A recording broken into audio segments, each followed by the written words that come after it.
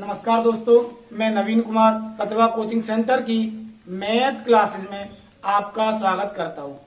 मैं घर पर अपने परिवार के साथ कुशल पूर्वक हूं और आशा करता हूं आप भी अपने परिवार के साथ घर पर कुशल पूर्वक होंगे और इस विकट परिस्थिति में घर पर रहकर भारत देश की सुरक्षा में अपना अहम योगदान प्रदान करें। Stay home, safe home.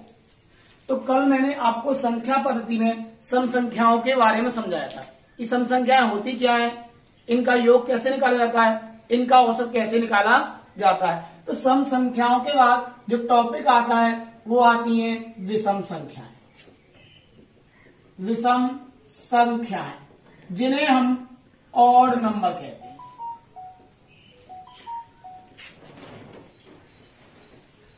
क्या कहते हैं? विषम संख्याओं को ऑड नंबर के नाम से जाना जाता है। ये ऑड नंबर होते क्या है? वह संख्याएं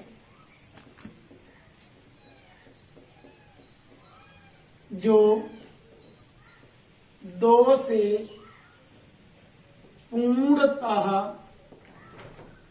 विभाजित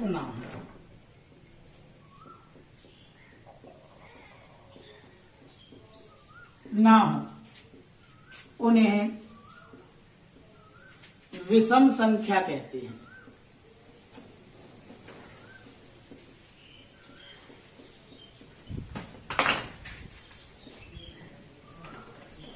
विषम संख्या कहते हैं जैसे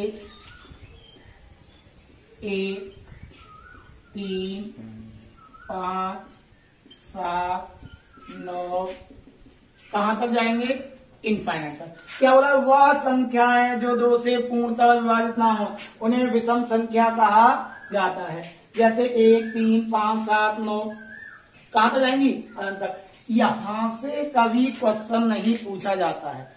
जो क्वेश्चन एग्जाम में पूछा जाता है या तो पूछेगा योग या पूछेगा औसत। तो उसके लिए क्या करना है? प्रारंभ से क्रमागत विषम संख्याओं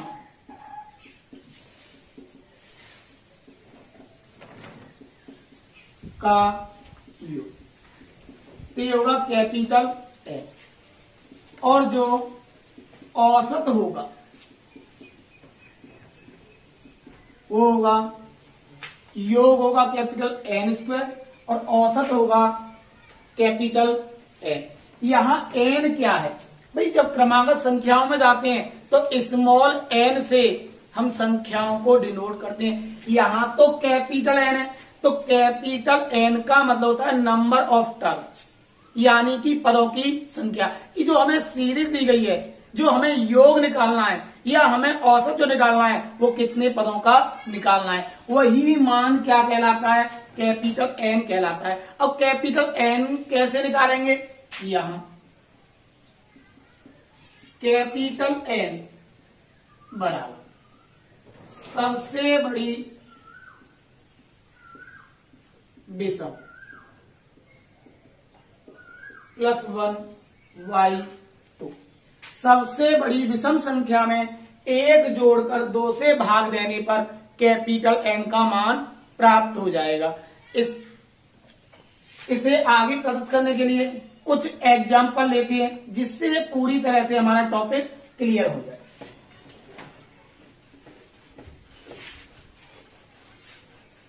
फॉर एग्जाम्पल 1 से 100 तक की सभी विषम संख्याओं का योग व औसत क्या होगा? औसत क्या होगा? क्या हो रहा है? 1 से 100 तक की सभी विषम संख्याओं का योग व औसत क्या होगा? तो भाई हमें क्या निकालना है? योग निकालना है। और क्या निकालना है? औसत निकालना है। तो योग के लिए मैंने क्या बताया था? Capital N square. और औसत के लिए क्या बताया था? Capital N. अब कैपिटल एन का मान कैसे निकालेंगे, तो कैपिटल एन बराबर, क्या 100 एक विषम है, 100 तो विषम नहीं है, तो सबसे बड़ी विषम क्या होगी 99। तो 99 में एक जोड़कर 2 से भाग दे दें, तो 99 प्लस 1 कितना हो गया 100, 100/2 तो कितना आ गया 50 आ गया। तो कैपिटल एन का मान कितना आया 50 आया। जब कैपिटल एन का मान 50 आ गया तो यहां पर क्या कर देंगे 50 का वर्ग, तो ये कितना आ गया 2500। यही हमारा आंसर है। उसके बाद आता है औसत, तो औसत कितना हो गया 50 हो गया। औसत कितना हो गया आएगा, हाँ भाई, तो औसत आया एन बराबर 50 हो गया। यही हमारा औसत होगा। अगर बाई चांस इन फॉर्मूलों को हम भूल जाते हैं कि हमें फॉर्मूले ध्यान ही नहीं रहते हैं कि विषम का क्या था, तो कल मैंने आपको समझाया था कि अगर सम हो तो सबसे छोटी सम सबसे बड़ी सम, दोनों को जोड़ो 2 से भाग दे दो, सीधा सीधा क्या निकलता है औसत निकलता है। इसी प्रकार अगर विषम में चलते हैं तो सबसे छोटी विषम सबसे बड़ी विषम, दोनों को जोड़ो 2 से भाग दे दो, क्या निकल आएगा औसत निकल आएगा। अगर योग चाहिए तो वहां पर संख्याओं की संख्या से मल्टीप्लाई कर दो, चाहे आरंभ से बोले चाहे मध्य में दे। जैसे यही सवाल है तो हमसे सबसे पहले क्या पूछा औसत निकालना है। औसत तो क्या देख रहे हैं, सबसे छोटी विषम कितनी है 1, सबसे बड़ी विषम कितनी होगी 99, 2 से दे दो भाग, कितना हो गया 100/2 तो कितना आ गया 50। तो एवरेज कितना आया 50 आ गया। और यहीं पर हमें क्या निकालना है योग निकालना है। तो योग के लिए करना क्या है, जो भी औसत आए, जो भी औसत आए, औसत में केवल संख्याओं की संख्या से गुणा करनी है। तो औसत कितना है 50। अब भाई टोटल संख्या कितनी है 100 है और 100 2 से पूरा पूरा कट रहा है, तो इस कंडीशन में आधी होंगी सम संख्या और आधी होंगी विषम संख्या। तो 100 का आधा कितना हो गया 50 हो गया। तो आंसर कितना आ गया 5 25, साथ में 00, तो योग कितना आ गया 2500। यही हमारा आंसर है। एक और क्वेश्चन देखते हैं।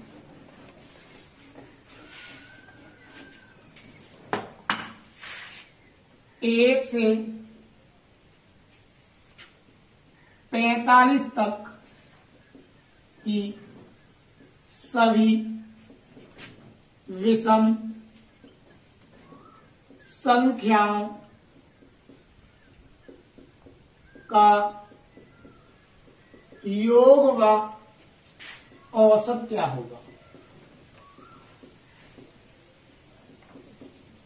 क्या होगा, यही है। अब योग निकालना है, सबसे पहले चलो औसत निकालते हैं, या तो उसी से निकाल दो या सीधा सीधा सबसे बड़ी सम और सबसे बड़ी विषम और सबसे छोटी विषम, सबसे बड़ी विषम और सबसे छोटी विषम, दोनों को जोड़िए 2 से दे दो भाग। तो सबसे छोटी क्या है 1 और सबसे बड़ी क्या है 45, तो दोनों को जोड़ा कितने हो गए 46/2 कितना आ गया 23। ये क्या हुआ औसत हो गया। हमें क्या चाहिए योग चाहिए, तो योग के लिए मैंने क्या बताया था औसत में संख्याओं की संख्या से मल्टीप्लाई कर दो, तो 23 गुणा। अब संख्याओं की संख्या कैसे निकालोगे, क्या 45 2 से कट रहा है, नहीं कट रहा है, नहीं कटा भाई। तो यहां पर क्या है, तो 45 से जस्ट पहले कौन सी संख्या आती है 44, और 44 को 2 से काटें तो कितनी बार कटेगा 22 बार कटेगा। अगर हमारी 44 संख्या होती तो उसमें 22 होती सम और 22 होती विषम, लेकिन हमारे पास संख्याओं की संख्या कितनी है 45। भाई 44 तक 22 और 45 क्या है विषम। इसका मतलब है कि विषम संख्याओं की संख्या भी कितनी हो गई 23 हो गई। कितनी हो गई 23। तो 23 तो क्या है योग के लिए एवरेज गुणा संख्याओं की संख्या, तो एवरेज कितना है 23, संख्या में संख्या कितनी हो गई 23, तो 23y23 यानी कि 529, यही हमारा योग होगा, यही हमारा योग होगा। अब ये तो हुआ आरंभ से लेकर, अगर मध्य में बोल दे, जैसे एग्जांपल लेते हैं,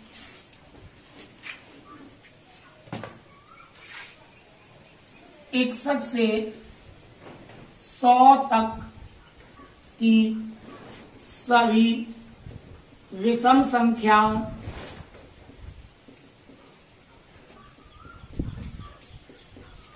का योग व औसत क्या होगा?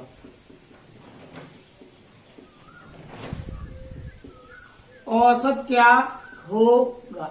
क्या बोला है?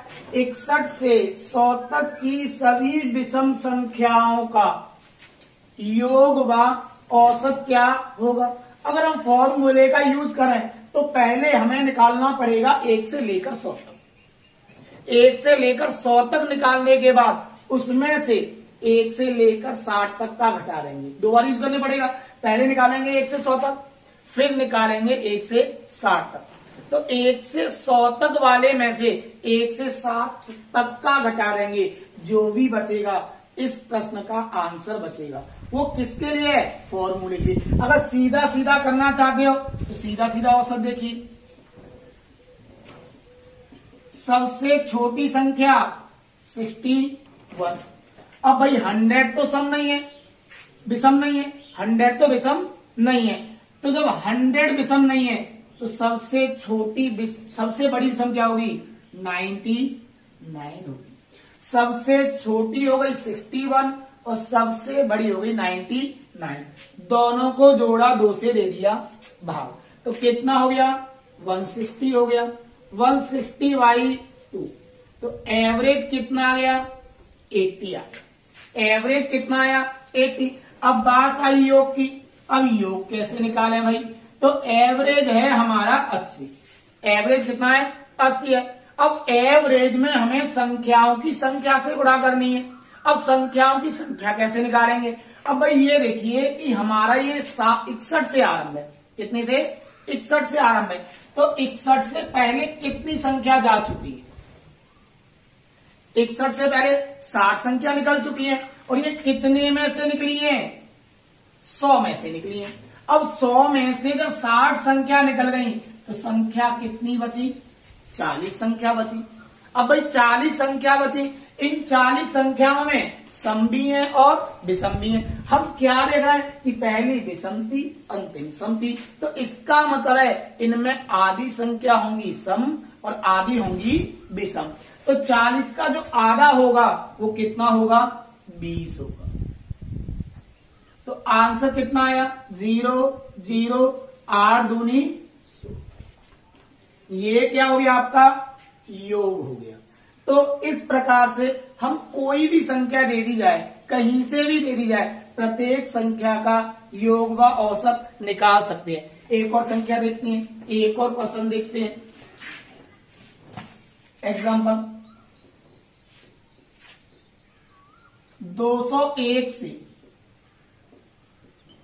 400 तक की सभी विषम संख्याओं का योग व औसत क्या होगा?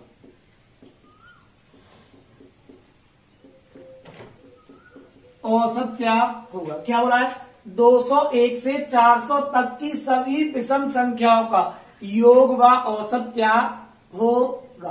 तो यहां से तो सबसे पहले औसत देखते हैं। तो सबसे छोटी विषम हो गई 201।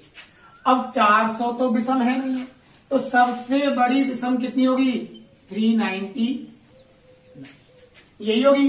दोनों को ऐड करने के बाद 2 से दे दो भाग, तो ये कितना हो गया?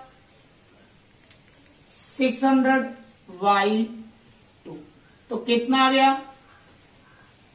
300। ये क्या होगा? एवरेज होगा।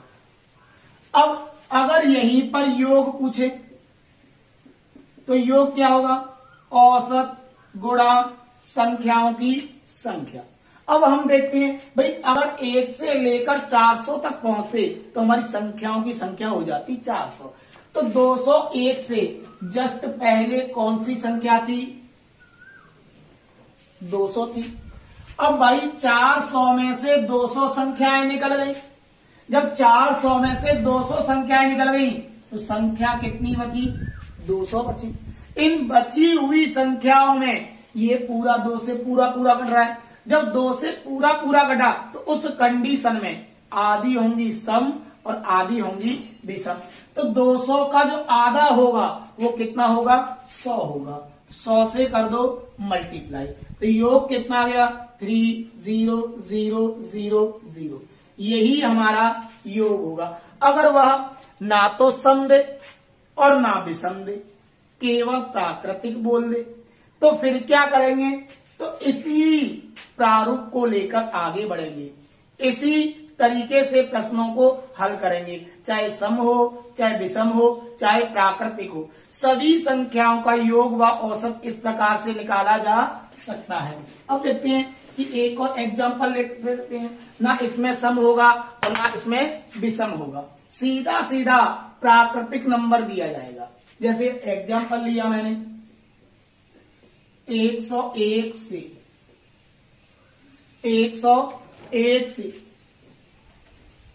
250 तक की सभी संख्याओं का योग क्या होगा?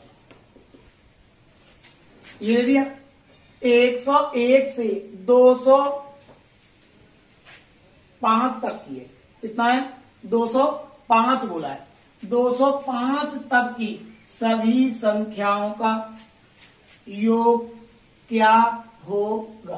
तो सबसे पहले निकालते हैं औसत। तो दोनों को ऐड कर दो। क्या कर दो? दोनों को ऐड कर दो औसत के। कितना हो गया? 306 वाई। यही हुआ भाई। 5 और 1 6, 0 0, 2 और 1 3। औसत के लिए बट्टे 2। यहीं पर क्या चाहिए? योग चाहिए। भाई योग के लिए क्या करते हैं? औसत में संख्याओं की संख्या से गुणा कर देते हैं। तो यहां पर पहले से काट लो। 2 एकम 2, 2 पंजे 10, 2 तिया 6। कितना आया? 153। अब 153 ये आ गया एवरेज गुणा संख्याओं की संख्या। अब संख्याओं की संख्या कैसे निकालेंगे? अब भाई 101 से पहले कितनी संख्या जा चुकी है? 100 संख्या जा चुकी है। 100 संख्या जा चुकी है और 205 में से 100 संख्या निकल गई तो संख्या कितनी बची? 105 बची। तो अब हमें क्या करना है? 105 की मल्टीप्लाई करनी है 153 में और जो भी आएगा वही हमारा आंसर होगा। अब कैसे मल्टीप्लाई करोगे भाई?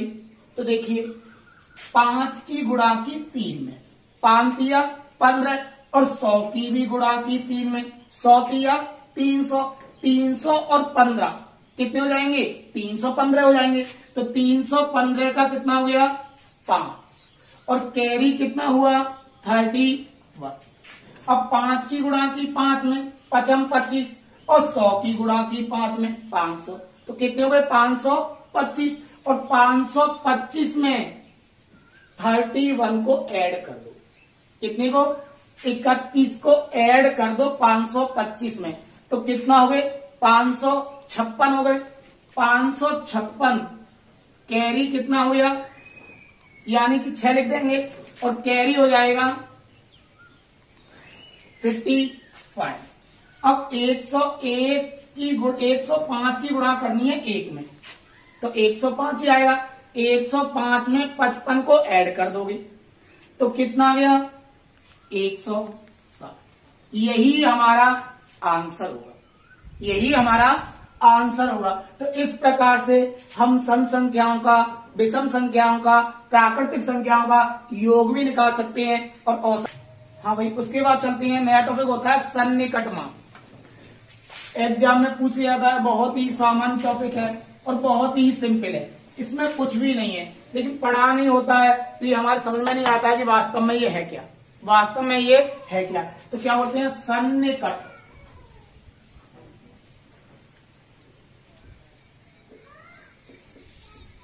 सन्निकट मान, जैसे कि रेलवे के ग्रुप डी के एग्जाम में कई सेटों में ये क्वेश्चन मुझे देखने को मिला।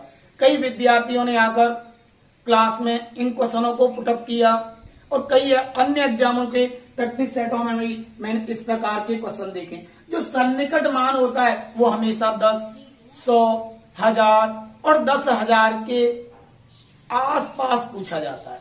जैसे सन्निकट मान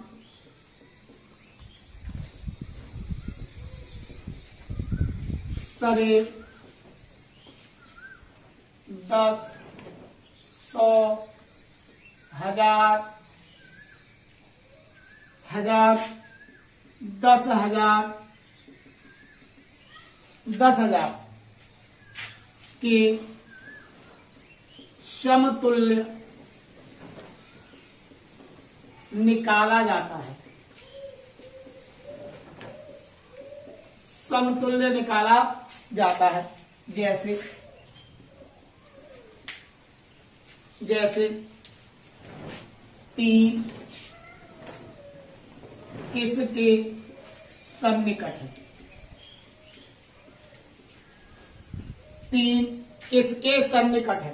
तो जो 3 सन्निकट होगा वो किसके होगा, 0 के। किसके होगा, 0 के होगा। अगर यही कहता 4 किसके सन्निकट है, तब भी क्या आता, 0 आता। कि प्रत्येक संख्या जो आरंभ होती है वो 0 से होती है, तो सबसे पहले जो सन्निकट होता है वो 0 की होता है। अगर मैं यहीं पर कहता 6 किसके सन्निकट है,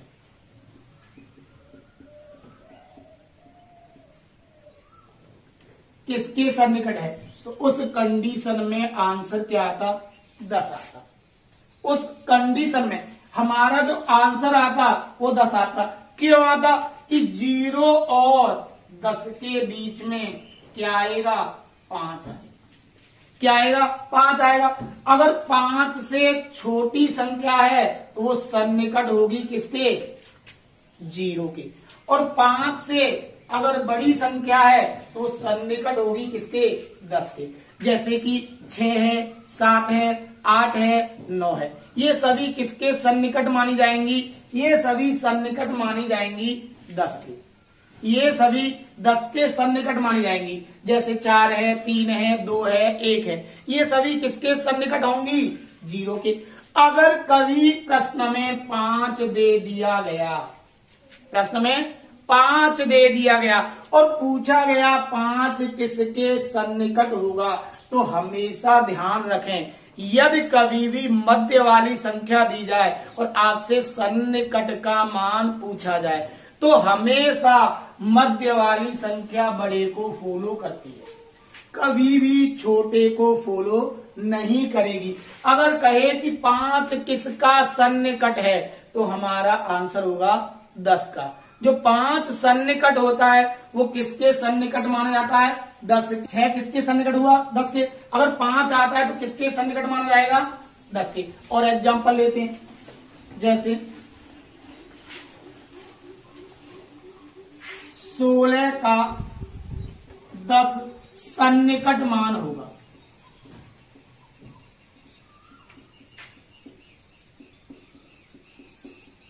सन्निकट मान होगा, 16 का 10 सन्निकट मान होगा। तो यहां पर जो अंतराल चलेगा वो कितने का चलेगा, 10 का चलेगा। तो भाई 10 का जब मान चलेगा तो क्या आएगा, 10, 20, 30, 40, 50, 60, इस प्रकार से होगा। अब ये जो 16 है, 16 10 से बड़ा है लेकिन 20 से छोटा है। अब भाई ये किसके अधिक नजदीक है, 20 के अधिक नजदीक है या 10 के अधिक नजदीक है। तो इस कंडीशन में ये किसके नजदीक है, 20 के नजदीक है। तो हमारा आंसर क्या हो जाएगा, 20 हो जाएगा। आंसर क्या होगा, 20 होगा। तो 16 का जो 10 सन्निकट मान होगा वो कितना होगा, 20 होगा। और एग्जांपल लेते हैं, 253 का 100 सन्निकट मान क्या होगा।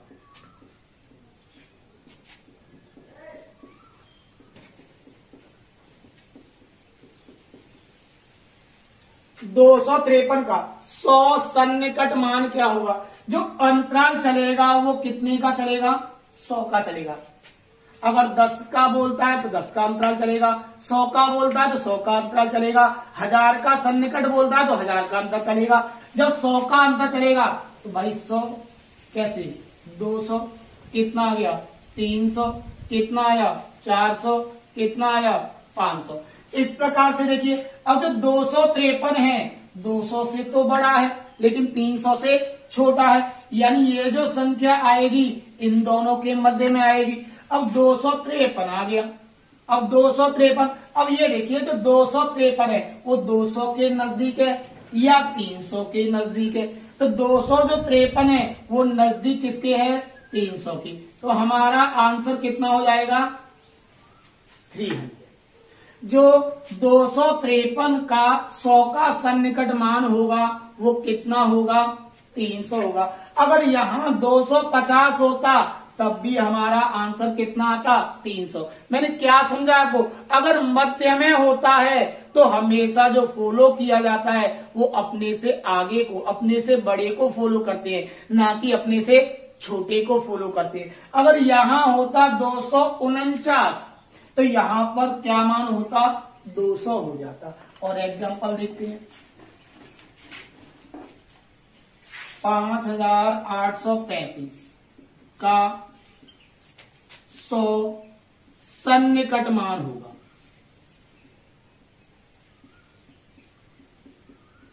सन्निकट मान होगा क्या बोला है, 5835 का 100 सन्निकट मान होगा। अब 100 सन्निकट मान होगा तो भाई अंतराल कितने का आएगा, 100 का आएगा।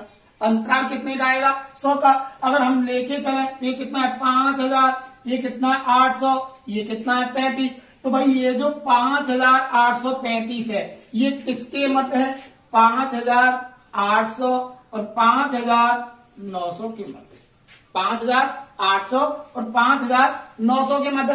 5900 से छोटी है लेकिन 5800 से बड़ी है। अब भाई ये इसके अधिक नजदीक है या इसके अधिक नजदीक है। अगर भाई इसमें से 35 कम कर दे तो ये मिल जाएगा, और यहां तक पहुंचने के लिए हमें कितना जोड़ना पड़ेगा, 65 ऐड करना पड़ेगा। यानी ये जो संख्या है वो किसके अधिक नजदीक है, 5800 के अधिक नजदीक है। तो हमारा आंसर कितना हो जाएगा, 5800।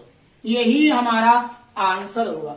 तो सन्निकट मान अच्छी तरह समझ में आ रहे होंगे, इनमें कोई दिक्कत नहीं है। बस ये देखना है कि ये जो सन्निकट दे रखा है ये कितने का दे रखा है। 10 दे रखा है तो संख्याओं में 10 का अंतर, 100 का दे रखा है तो संख्याओं में 100 का अंतर, 1000 का दे रखा है तो संख्याओं में 1000 का अंतर, अगर 10,000 का दे रखा है तो संख्याओं में 10,000 का अंतर। इसी प्रकार से हमें कितनी भी बड़ी संख्या क्यों ना दे दे, इस प्रकार से हम सन्निकट मानों को ज्ञात कर सकते हैं। एक और लेते हैं बड़ी संख्या,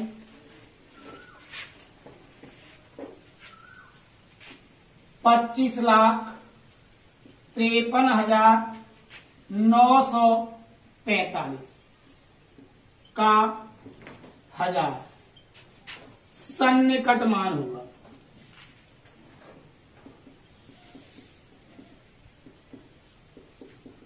सन्निकट मान होगा क्या बोला, 25,53,945 का 1000 सन्निकट मान होगा। अब अंतराल कितने का आएगा, 1,000 का आएगा। भाई कितने का आएगा, 1,000 का आएगा। अब ये 25,53,000, 25,53,000 अब भाई 1000 इसमें आ चुका, तो आगे क्या लग जाएंगी, 3 जीरो लग जाएंगी। इसी प्रकार जो इसके बाद आएगा 25,000 यानी 54,000 हो जाएगा, 25,54,000 हो जाएगा। ये जो संख्या है इन दोनों के मध्य में है, इन दोनों के मध्य में। अब ये इसके अधिक नजदीक है या इसके अधिक नजदीक है। अगर इसमें से 945 घटाते हैं तब ये प्राप्त होगा, तब ये प्राप्त होगा। लेकिन यहां तक पहुंचने के लिए हमें कितना जोड़ना पड़ेगा, केवल 65 ऐड करना पड़ेगा। अगर 65 को ऐड कर देंगे तो ये निकल आएगा। अगर घटाएंगे तो कितना घटाना पड़ेगा, 945 घटाना पड़ेगा। इस कंडीशन में कौन सा नजदीक हुआ, ये वाला नजदीक हुआ। भाई ये वाला नजदीक हो गया। यहां तक पहुंचने के लिए हमें 65 ऐड करना पड़ रहा है और यहां से यहां तक पहुंचने के लिए हमें 945 घटाना पड़ रहा है। अब यहां तक पहुंचने के लिए अधिक बड़ा घटाना पड़ रहा है, यहां तक पहुंचने के लिए छोटा जोड़ना पड़ रहा है। तो भाई नजदीक कौन सा है, ये वाला। तो आंसर कितना हो जाएगा, 25,54,000, 25,54,000। इस प्रकार से हम सन्निकट मानों को ज्ञात, हाँ 65, गलती से 65 हो गया, ये 65 ना और कितना आएगा, 55 आएगा। कितना जोड़ेंगे, 55 जोड़ेंगे। भाई 55 तभी तो ही होगा 25,54,000, 25,54,000। तो ये 65 ना करके कितना कर दो, 55 कर दो। तो इस प्रकार से हम सन्निकट मान ज्ञात कर सकते हैं। इसके बाद आती है संख्याओं के गुणनखंड ज्ञात करना।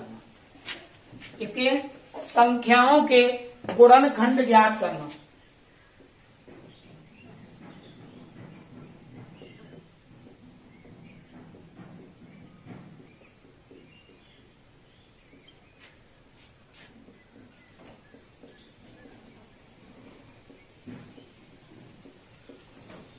संख्याओं के गुणनखंड ज्ञात, संख्याओं के गुणनखंड ज्ञात करना या संख्याओं के गुणनखंडों की संख्या ज्ञात करना, बात एक ही है। या तो ये बोल रहे हैं या बोल रहे हैं संख्याओं के गुणनखंडों की संख्या ज्ञात करना।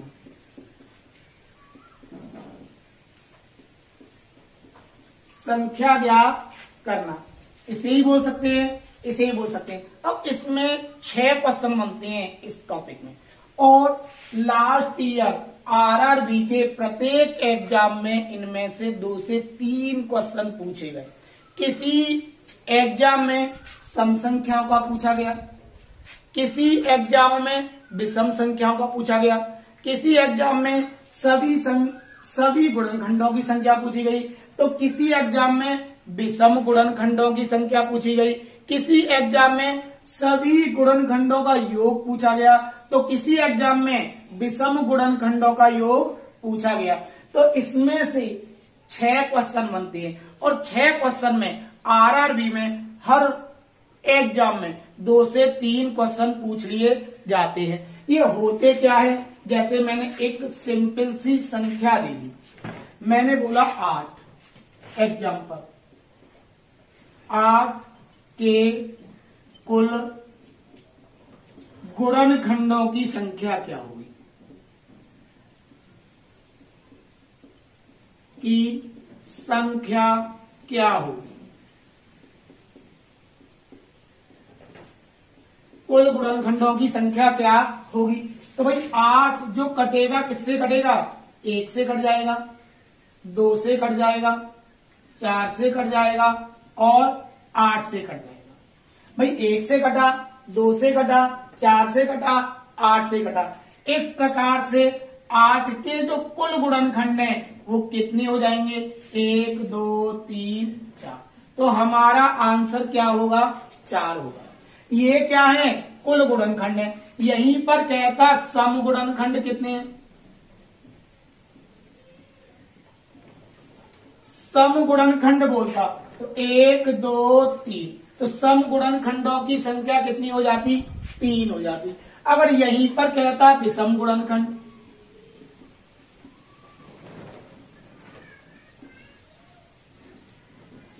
विषम गुणनखंड, तो आंसर क्या आता, 1 आ जाता। तो यहां से 3 प्रश्न हो गए। एक तो पूछता है कुल गुणनखंड, तो आंसर आएगा 4। अगर कहता है सम गुणनखंड, तो आंसर आएगा 3। अब कहता है विषम गुणनखंड, तो आंसर आएगा 1। 8 तो बहुत छोटी सी संख्या है, तो हमने आसानी के साथ इसके गुणनखंड कर लिए। अगर आ जाए 1200, 1500, 2000, 4800, 6000, 8400, क्या इस प्रकार से हम गुणनखंड कर सकते हैं? अगर इस प्रकार से हम गुणनखंड करेंगे तो 2 से 2.5 मिनट का समय लगेगा एक प्रश्न को करने में, और उसमें भी हम श्योर नहीं होंगे कि हमारा जो आंसर है एकदम करेक्ट है, कहीं कोई गुणनखंड छूट तो नहीं गया, यही हमारे मन में कंफ्यूजन बना रहेगा। तो इस प्रकार के सवालों को करने के लिए इस तरीके का प्रयोग करें। ये दे दिया 8, सबसे पहले 2 से काटा 4 बार, 2 से काटा 2 बार, और 2 से काटा कितनी बार, 1 बार। तो यहां पर ये जितनी भी 2 के रिपीट हुए हैं, कितनी बार रिपीट हुए हैं, 1 2 3 बार। कितनी बार रिपीट हुआ, 3 बार रिपीट हुआ।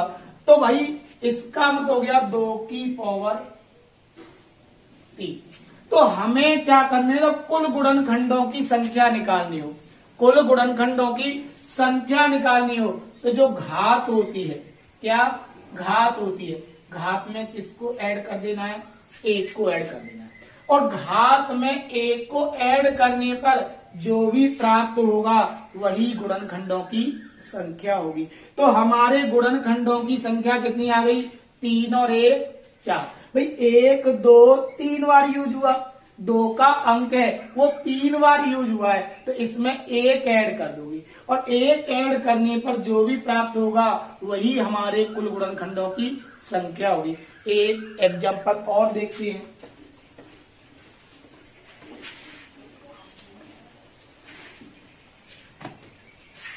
एक 120 के कुल गुणनखंडों की संख्या क्या होगी, क्या हो रहा है, 120 के कुल गुणनखंडों की संख्या क्या होगी। कुल की जगह वो सम भी बोल सकता है, कुल की जगह वह विषम भी बोल सकता है। तो देखते हैं भाई, 120 लिख लिया,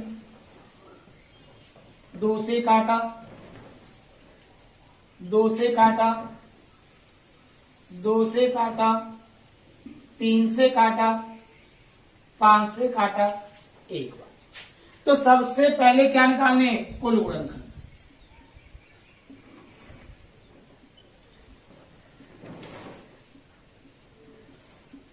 कुल गुणनखंड, तो देखिए 2 का अंक है, ये कितनी बार यूज हुआ है, 1 2 3 बार यूज हुआ है। तो मैंने क्या बोला, जितनी बार रिपीट हो उससे 1 टर्म अधिक लेना है। तो 1 2 3 बार रिपीट हुआ, तो 3 और 1 4, कितने हुए, 3 और 1 4। अब बात आई किसकी, 3 की। 3 कितनी बार रिपीट हुआ है, 1 बार रिपीट हुआ है। कितनी बार रिपीट हुआ है, 1 बार रिपीट हुआ है, तो 1 टर्म बढ़ा दो, 1 और 1 2।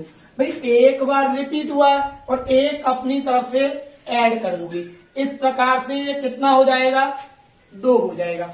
अब ये 5 जो आया है वो कितनी बार आया है, 1 बार आया है, 1 अपनी तरफ से जोड़ दो, कितना हो गया, 2 हो गया। तो कुल गुणनखंडों की संख्या कितनी हो गई, 4 दूनी 8 दूनी 16। यही हमारा आंसर होगा। कुल गुणनखंडों की संख्या क्या आएगी, 16 आएगी। अगर यहीं पर बोले सम गुणनखंडों की संख्या क्या होगी, किसकी बोले, सम की।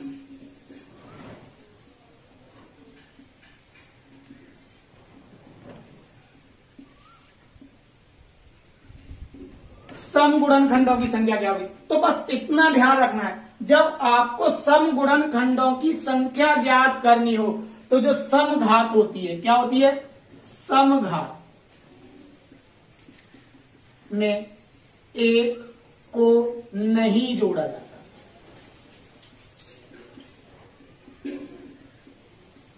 एक को नहीं जोड़ा जाता है। जब सम गुणनखंडों की संख्या ज्ञात करनी हो तो समघात में एक को नहीं जोड़ेंगे। तो भाई समघात कितनी आई? 1 2 3, तो क्या रहने दोगे? 3। और जो विषम में जो चल रहा है वही का वही चलने दोगे। 1 और 1 2 गुणा 2, तो कितना आ गया? 3 दूनी 6 दूनी 12। ये क्या हो गया? समगुणनखंडों की संख्या हुई। क्या हुई? समगुणनखंडों की संख्या। अगर यहीं पर क्या निकालना हो? विषम गुणनखंडों की संख्या।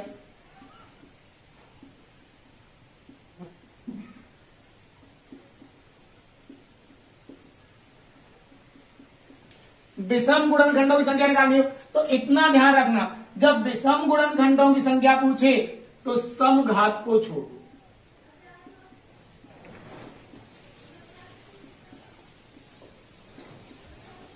समघात को छोड़ दो। जब समघात को छोड़ देंगे तो अब कौन सी बची भाई? विषम बची। तो विषम कितनी बची? 2 गुणा 2, 2 दूनी 4, तो कितना है? विषम गुणनखंडों की संख्या 2 गुणा 2 कितनी हो गई? 4। तो 12 और 4 16। अगर इसी को हम लिखकर करते तो फिर कैसे करते?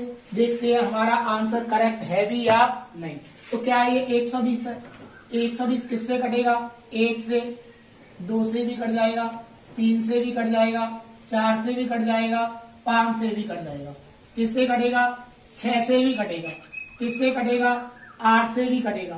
किससे कटेगा? 10 से भी कट जाएगा। 10 के बाद ये जो किससे कटेगा? 12 से भी कट जाएगा। किससे कट जाएगा? 15 से भी कट जाएगा। किससे कटेगा? 20 से भी कटेगा। किससे कटेगा? 24 से भी कटेगा। किससे कटेगा? 30 से भी कट जाएगा। 40 से भी कट जाएगा। 60 से भी कट जाएगा। और एक किससे कट जाएगा? 120 से कट जाएगा। अब इन्हें गिनकर देखते हैं। 1 2 3 4 5 6 7 8 9 10 11 12 13 14 15 और 1 16। तो कुल गुणनखंडों की संख्या कितनी आई? 16। अब बात करते हैं विषम गुणनखंड। तो विषम कितने हुए? 1 2 3 और कितने हुए? 4। तो विषम गुणनखंडों की संख्या कितनी आई? 4। जब विषम गुणनखंडों की संख्या 4 आई तो बचे हुए सभी गुणनखंड कैसे हो गए? सम हो गए। तो 1 2 3 4 5 6 7 8 9 10 11 12। तो सम गुणनखंडों की संख्या कितनी आएगी? 12। एक सवाल और देखते हैं। तो एक एग्जांपल और देखते हैं। एग्जांपल है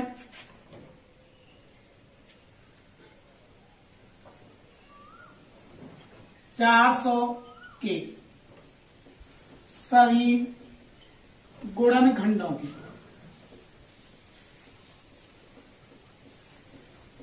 संख्या क्या होगी?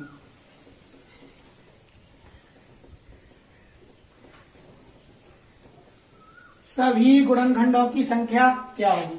सबसे पहले क्या लिया? 400/2, 200/2, 100/2, 50/2, 25, 5, 1। तो कुल का बोला है तो यहां से कितने आए? 4 आए। 4 में 1 ऐड कर दोगे तो कितना हुआ? 5 हुआ। यहां से कितने आए? 2 आए। तो 2 में 1 ऐड कर दोगे कितना हो गया? 2 और 1 3। तो कुल गुणनखंडों की संख्या कितनी हो गई? 50। कितनी हुई? 50। अगर यहीं पर कहता सम गुणनखंडों की संख्या पूछता, क्या कहता? सम गुणनखंडों की संख्या। तो मैंने क्या बोला था? सम गुणनखंडों की संख्या के लिए सम वाली घात में किसी का एडिशन नहीं करते हैं। तो क्या हुआ? 4 गुणा, यहां से कितना हुआ? 2 और 1 3। तो सम कितने हो गए? 4 3 12। अगर हमने बोला क्या? विषम गुणनखंड ज्ञात करने। कौन से? विषम। विषम वाले मैंने क्या बताया था? सम वाले को पूरी तरह से छोड़ देती है। सम से कोई मतलब नहीं होता है। जब सम से कोई मतलब नहीं होता है तो विषम वाले कितने हो गए? 2 और 1 3। तो इस प्रकार से हमें कितनी भी बड़ी संख्या क्यों ना दे दी जाए और हमसे गुणनखंडों की संख्या पूछे, सम पूछे, विषम पूछे या कुल गुणनखंड पूछे, तो इस प्रकार से प्रत्येक प्रश्न के हम प्रत्येक संख्या के गुणनखंडों की संख्या ज्ञात कर सकते हैं। नेक्स्ट टॉपिक में कल हम आपको सभी गुणनखंडों का योग कैसे निकालेंगे शॉर्ट विधि से। सभी गुणनखंडों का योग, सम गुणनखंडों का योग कैसे निकालोगे, विषम गुणनखंडों का योग कैसे निकालोगे, ये जो चर्चा होगी नेक्स्ट